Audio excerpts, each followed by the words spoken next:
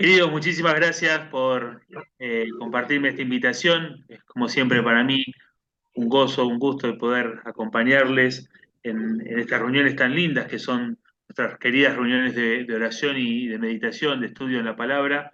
Y como siempre es un privilegio para nosotros el poder abrir las escrituras y de aquello que el Señor pone en nuestros corazones también poder compartirlo. Quisiera en esta noche poder compartir. En primer lugar, leyendo a modo de introducción un texto bien conocido en el Evangelio según San Marcos, Marcos capítulo 10, verso 45, dice, dice la Escritura, porque el Hijo del Hombre no vino para ser servido, sino para servir y para dar su vida en rescate por muchos. El Hijo del Hombre no vino para ser servido, sino para servir y para dar su vida en rescate por muchos. Una de las cosas que eh, hace años venimos en la clase de mayores en la escuela bíblica estudiando la vida del Señor, pasaje por pasaje, a través de las armonías que también nos hacen porque nos van acomodando cronológicamente los distintos pasajes, las distintas menciones que hacen los evangelios acerca de la vida del Señor.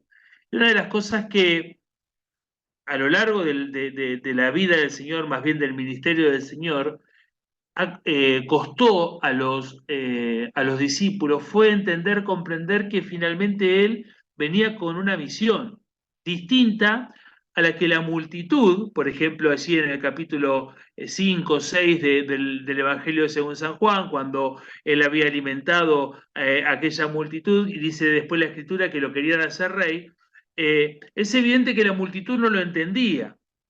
Es evidente que la multitud de Galilea que lo acompañó al Señor Jesús en la entrada triunfal tenía el mismo concepto, venía con una misión mesiánica, pero no tenían identificada esa división, esos dos tiempos de la profecía, sino que venían directamente pensando en la parte política de la situación del Mesías, en donde de alguna manera buscaba la independencia del Imperio Romano. Ahora, esto no fue exclusivo, no fue exclusivo de la multitud. También los discípulos en diferentes ocasiones nos encontramos con que no lograban comprender lo que acabamos de leer, que el Hijo del Hombre vino para dar su vida. No estaba invalidando, como también dijo el Señor al inicio del Sermón del Monte, la ley, ni estaba invalidando los profetas, sino que esa etapa que ellos primeramente veían y vislumbraban de la obra del Mesías, entendemos todavía nosotros está en un futuro y seguramente en un futuro no muy lejano. Entonces nos encontramos con que el Señor a lo largo de 3 años y medio habló a través de discursos, habló en forma muy personalizada, como a Nicodemo, como a la mujer samaritana, habló a través de parábolas, habló al grupo de los 12, habló a grupos un poquito más amplios, también a aquellos 70 que fueron enviados, pero siempre estaba en el inconsciente de cada uno de ellos como que escuchaban, pero no lograban comprender, o no querían comprender, o no lo querían asimilar. Ahí están las palabras de Tomás, ahí cuando el Señor va rumbo a Jerusalén. No, ¿para qué vamos a ir a Jerusalén? Te van a matar. Y se suponía que era esa la idea, en definitiva. O no permitiré que esto te acontezca, le dice Pedro, y viene y como que lo habla en un mano a mano, mirá, no hagas esto, no tiene ningún sentido. Pedro, no estás entendiendo la razón de este tiempo. Y en cada una de las circunstancias vamos viendo que aquellos discípulos tenían una sensación como encontrada.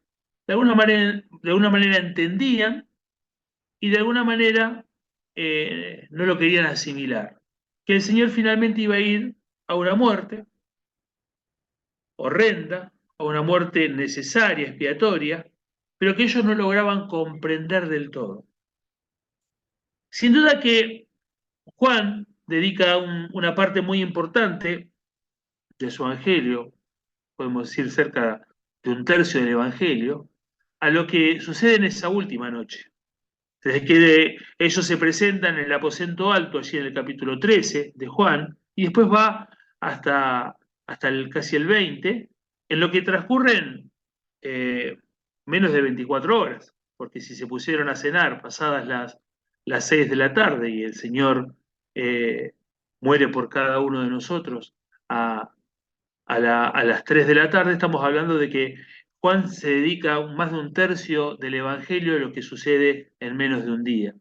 Y cuando nosotros vamos analizando esa secuencia, esos momentos, esas circunstancias, a los que Juan le da mucho detalle, no es que Lucas o Mateo o Marcos no lo cuentan, pero Juan introduce muchos detalles de lo que pasó en esa noche y lo que finalmente, sí, ya en el relato de los cuatro evangelios, nosotros encontramos con la muerte del Señor en la cruz. Hemos hablado o hemos escuchado muchas veces acerca de aquellas 7 palabras de la cruz, en donde se iban sucediendo las palabras del Señor, se iban sucediendo o iban pasando las horas, y quizás había en ellos alguna esperanza de que algo sucediera. Estaba eh, la arenga o la, digamos, la provocación aún de alguno de los judíos. Bueno, si eres el Cristo, desciende de la cruz. Y el Señor dijo: Padre, perdónalos porque no saben lo que hacen, a aquellos soldados que clavaban sus manos, que clavaban sus pies. Lucas nos cuenta que aquel ladrón que estaba a su lado le dice: hoy estarás conmigo en el paraíso. A Juan y a María los entrelaza en un amor filial hasta sus propias muertes. He ahí tu hijo, he ahí tu madre. Dios mío, ¿por qué? ¿Por qué me has desamparado? Hermoso himno que cantamos en la cena para ampararme a mí, para ampararnos a cada uno de nosotros. Tengo sed, narra, narran los evangelios, y le dieron a beber aquel potaje, ¿no? Con una especie de anestesia, o, bueno, acá el doctor nos podría explicar un poco mejor, pero que realmente intentaba, digamos, apalear un poco el dolor. Dice el Evangelio: consumado es, en tus manos encomiendo mi espíritu. ¿Y saben qué? Nada de lo que quizás todos deseaban, nada de aquellos que algunos imaginaban, sucedió. Jesús murió. Sin duda que en muchos de ellos estaba esa esperanza. Ahora se baja, ahora, no sé, hace algo maravilloso y desciende. Y quedaban pocos ahí a los pies de la cruz. Tampoco quedaban que aquellos seguidores anónimos se terminan haciendo cargo del cuerpo. Aún como coloquialmente hablamos, nadie se quería hacer cargo del muerto, porque era difícil lo que venía. Lo que venía por delante era algo totalmente, era un momento de mayor incertidumbre. Estos hombres, a los que el Señor Jesús les había prometido, a algunos de ellos puntualmente por su profesión, que los iba a convertir en pescadores de hombres, habían pasado 3 años y medio con él, y estaban en una tremenda incertidumbre. ¿Para dónde vamos? Porque más allá de aquella casa prestada en Capernaum, era todo buena voluntad de las personas que los recibían. Más allá de aquella casa en Betania de María, de Lázaro, de Marta, lo cual no dejaba de ser una casa marcada por el Sanedrín, era todo buena voluntad de aquellos que los recibían. ¿Y a dónde vamos? ¿Y qué hacemos? Porque la esperanza de que algo sucediera sin duda estaba. Fíjense que después es muy difícil para ellos tratar de comprender aún la resurrección, que de eso vamos a hablar. Porque no lograban dimensionar todas las enseñanzas que el Señor les había dado. A mí me gusta porque, claro, Juan escribe unos 60 años después esto. Juan lo escribe no con el diario del lunes, con el diario del lunes, del martes y del miércoles lo escribe Juan. Le escribe una iglesia que estaba consolidada, firmada en su fe, en su confianza en el Señor, que luchaba contra el gnosticismo, que luchaba contra todavía algunos destellos del judaísmo. Pero le escribe una iglesia ya madura, que tenía más de 60 años, la iglesia del Señor, y a ellos le escribe el Evangelio. Pero aún también en el relato de Juan, que es el más postrero, encontramos que se sorprenden aún de la misma resurrección del Señor y de la misma presencia del Señor con ellos. Porque lo que se había generado con la muerte era la entrada a una incertidumbre plena. ¿Qué hacemos? Habían discutido entre ellos quién sería el mayor, habían discutido entre ellos algunos menesteres pequeños ante lo que se venía. Es interesante cuando nosotros recorremos la vida del Señor, que tiempo antes de la cruz,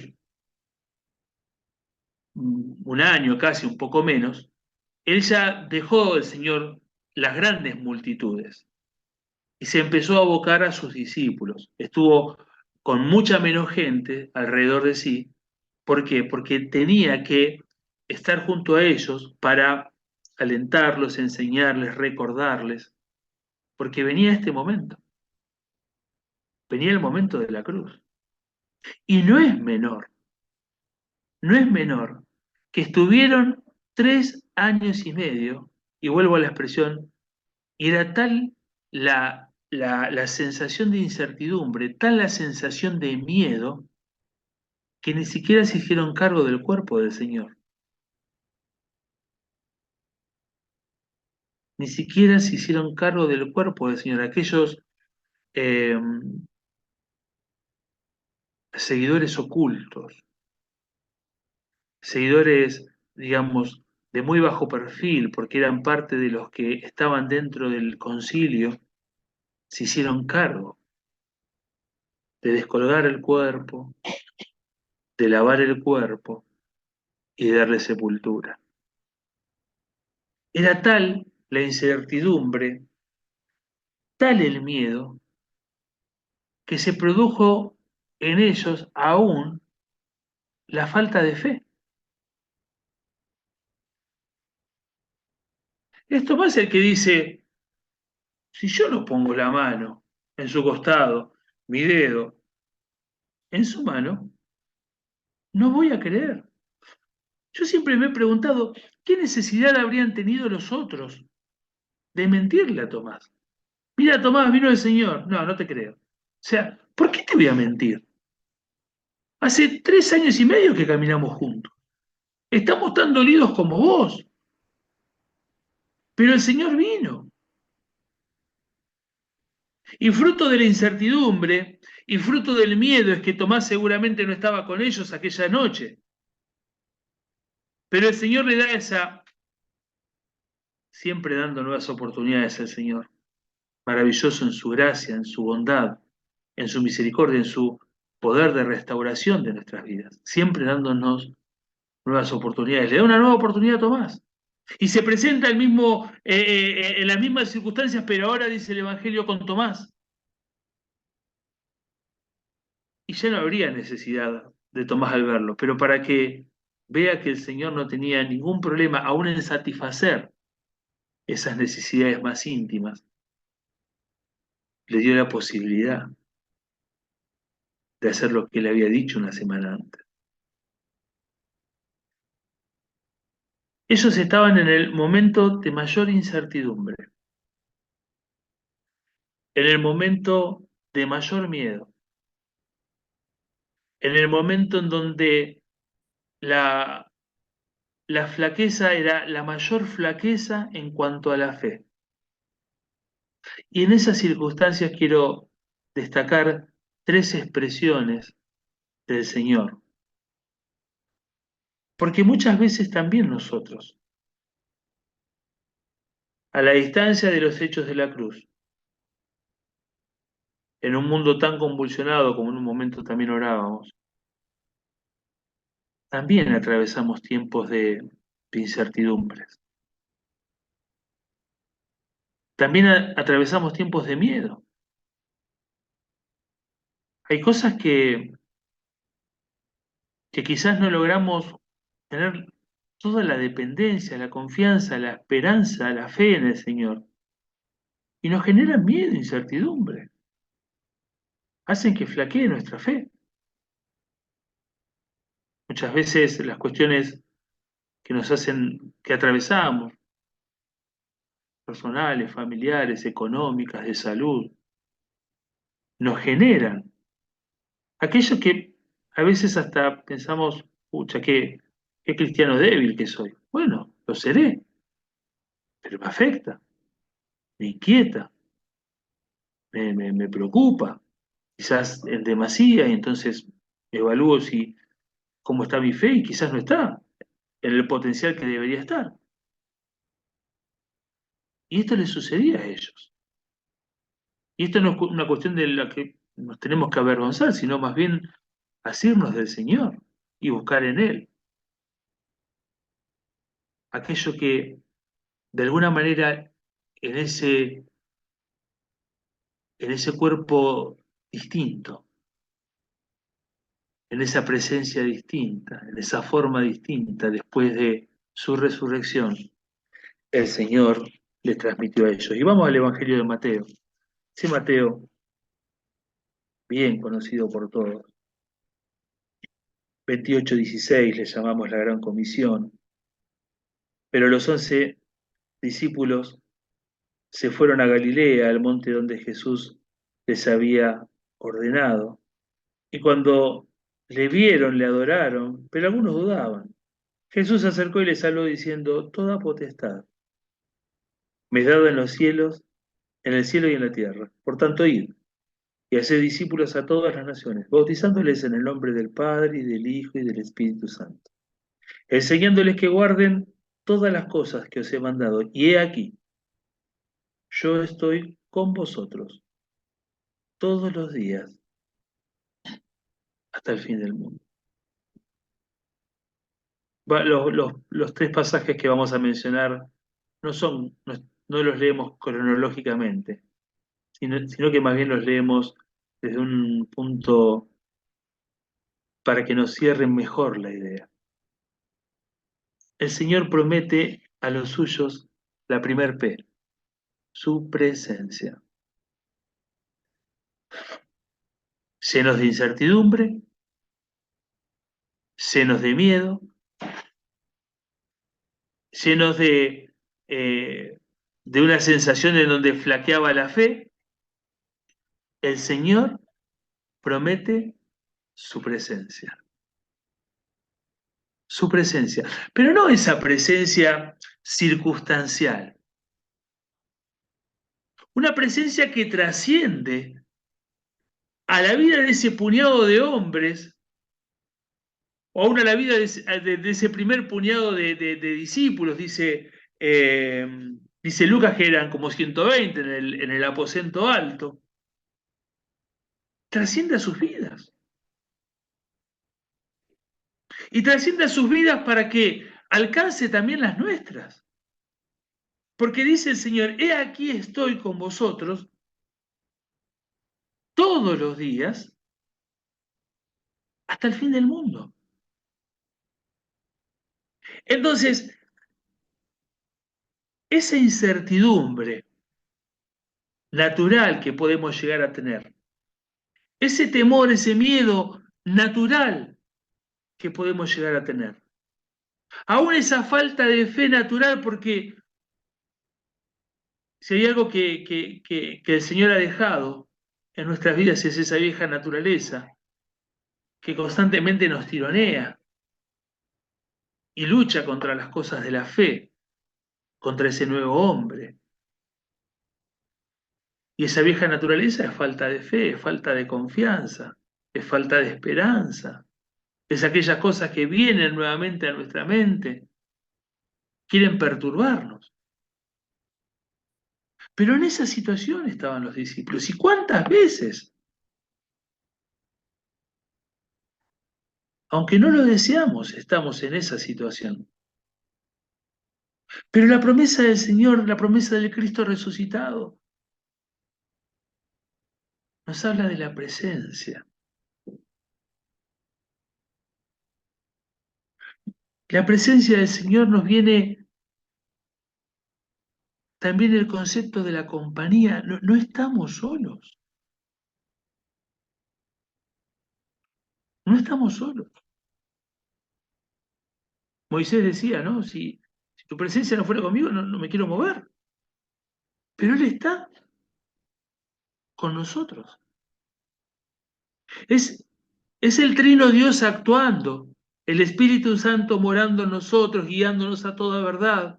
Es el Señor garantizando su presencia en nosotros, en medio nuestro, aun cuando nos reunimos en el templo, en el culto, aún aquí, a la distancia nos hemos encontrado y hemos pedido que el Señor esté en nuestro medio.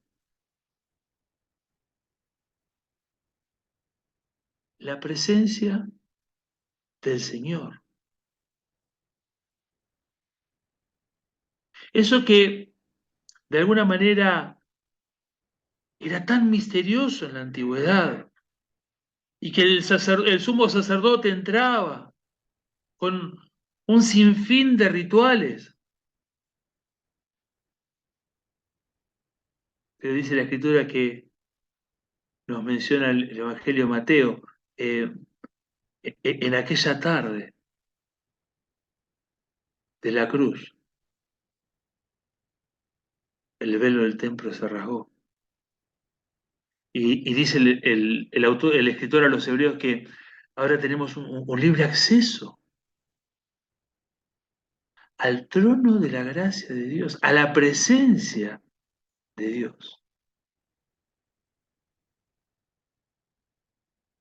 Porque como era la discusión, vamos a llamar, el entredicho entre el Señor y la mujer samaritana, no, porque nosotros decimos que acá en el monte de Samaria y ustedes dicen en Jerusalén. Y el Señor dice, bueno, el tiempo es y la hora llega cuando podremos adorar al Padre más allá del lugar en donde estemos. Porque la presencia del Señor ya no está en Jerusalén. Él está con nosotros, su espíritu dentro de nosotros. Nos guía, dice el mismo Evangelio de Juan, él os guiará a toda verdad. O sea que la promesa de la presencia del Señor es algo que en esas circunstancias de incertidumbre, en esas circunstancias de miedo, de falta de fe, era algo fundamental. Pero ¿cuánto más fundamental podemos encontrar cuando el Señor se dirige a ellos? En el capítulo 20 de Juan,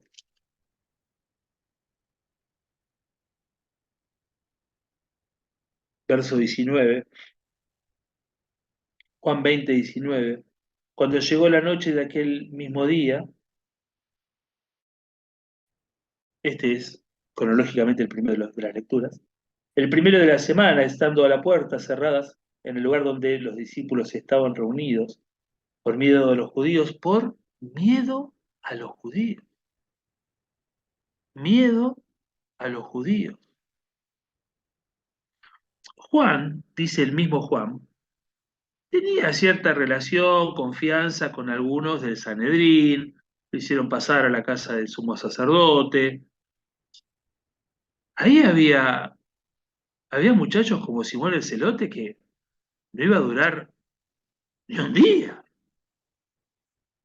San Judas, que tenía esa misma tendencia revolucionaria, bueno, había pasado a otra circunstancia. Pero, ¿cómo lo mirarían a Mateo? A Mateo no lo querrían ni los unos ni los otros. O sea, la situación no era fácil. La misma circunstancia de Pedro cuando lo encarnaron ahí en el patio del sumo sacerdote. No, vos también sos Galileo. No, yo no lo conozco. ¿Cuántas horas habían pasado del Señor, si es necesario que yo vaya a la muerte, voy? Y si eso se dio en digamos, en la sobremesa de la última cena, 4, 5, 6 horas, como mucho. El miedo era algo que no era algo imaginario, parecía como tangible, palpable el miedo.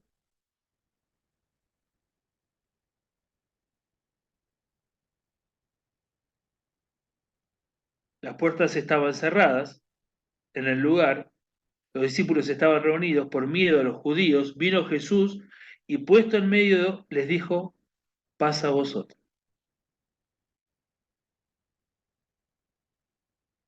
paz a vosotros. Les promete su presencia, pero la segunda P nos habla de la paz.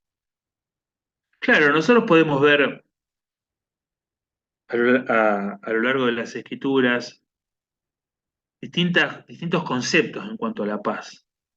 En realidad la paz era un saludo, era ese que nosotros hoy lo mencionamos como shalom. Era ese saludo, digamos, normal entre el pueblo de Israel, entre los judíos, los hebreos.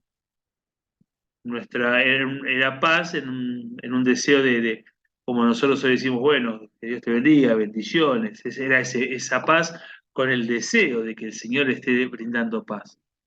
Ahora, la paz también, cuando nosotros vamos ya metiéndonos en el concepto más teológico, nosotros disfrutamos de una paz, digamos, experimental y ya cerrada, que es posicional, perdón, y ya cerrada, que tiene que ver con la paz que dice Pablo a los romanos en el capítulo 5 que tenemos paz para con Dios, por medio de nuestro Señor Jesucristo, justificados pues por la fe, no por obras, porque nadie puede ser justificado por las obras, también dice el apóstol, sino a través de la fe, por la obra, por los méritos, por lo que Él hizo, nuestro Señor Jesucristo. Dice que tenemos paz para con Dios, paz para con Dios.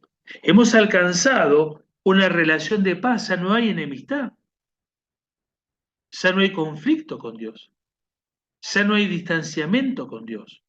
Porque aquello que nos distanciaba y nos ponía en planos opuestos es el mismo Dios que en su voluntad extendió un puente, de ahí viene la palabra pontífice, que es una hermosa palabra, lamentablemente no la podemos utilizar para no generar confusión, pero ese es el Señor, el que se extiende como un puente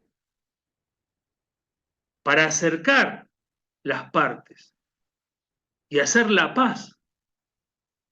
Tenemos paz con Dios a través de la obra de Jesucristo. Pero también tenemos una paz que es experimental en cada uno de nosotros. Es parte de nuestra experiencia. Y es de lo que el Señor nos da a cada uno de nosotros a través del Espíritu, porque es una de las manifestaciones del fruto del Espíritu: amor, gozo, paz.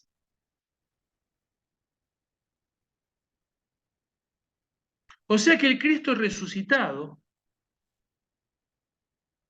en un saludo, también está expresando algo mucho más profundo, que ya no tenemos enemistad con Dios, no porque hayamos hecho algo nosotros,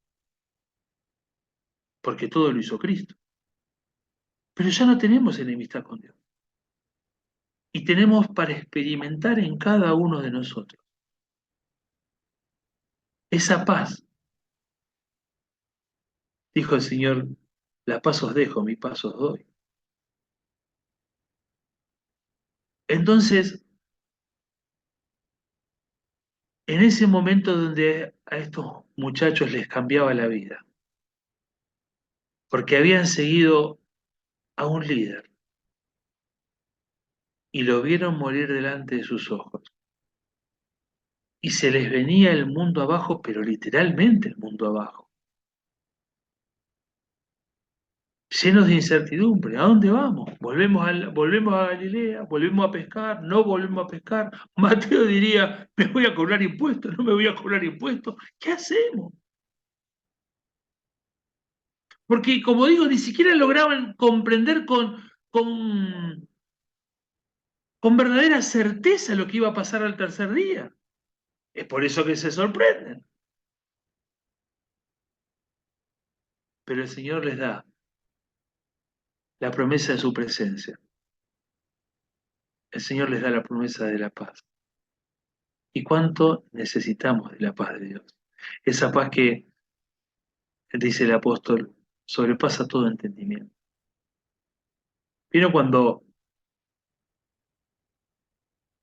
ya no vamos avanzando y bueno, somos de entender. Explícamelo y lo entiendo. O sea, las cosas las hablamos, las podemos entender. Tenemos un poco de paciencia y no hay grandes misterios en las cosas que vamos escuchando. El apóstol dice: esto sobrepasa todo entendimiento, esto es incomprensible. La paz. Y aquellos que, como todos, en mayor o menor medida hemos pasado pruebas y pasamos pruebas, hemos podido comprobar que la paz de Dios realmente sobrepasa todo aquello que podemos entender. Promete su presencia, promete su paz, finalmente promete poder, versículo bien conocido por todos, Hechos de los Apóstoles, capítulo 1, versículo 8: pero recibiréis poder cuando haya venido sobre vosotros el Espíritu Santo, y me seréis testigos en Jerusalén, en Judea, en toda Judea, en Samaria y hasta lo último de la tierra. La tercera P: poder. Presencia, paz, poder. El Cristo resucitado, en medio de la incertidumbre, en medio del miedo, en medio de la falta de fe, promete poder. Poder para persistir en la obra. En la obra que les encomendó. Y recibiréis poder y me seréis testigos en. Y Judea era hostil, era muy hostil para ellos. Lo fue para el Señor siempre. Ahí estaba la sede política, religiosa, cívica del país. De alguna manera en Galilea se movía con otra libertad el Señor, pero no fue un lugar, digamos, cómodo para el Señor Judea. Y el Señor les dice: me seréis testigos en Judea, en Samaria, que en Samaria era naturalmente hostil. Claro, nosotros a veces tenemos la referencia de la mujer samaritana, bueno, está bien, dice, pero después cuando el Señor hace el camino a la fiesta de los tabernáculos, dice que pasaron de largo porque en Samaria nadie los quería recibir. ¿Se acuerda que dijeron, querés que clamemos a Dios y haga descender fuego del cielo y queme estas aldeas porque no nos reciben? No era un lugar cómodo, y me seréis testigos en Jerusalén, en Judea, en Samaria y hasta lo último de la tierra, a los gentiles, a los paganos. Y eso era más hostil todavía.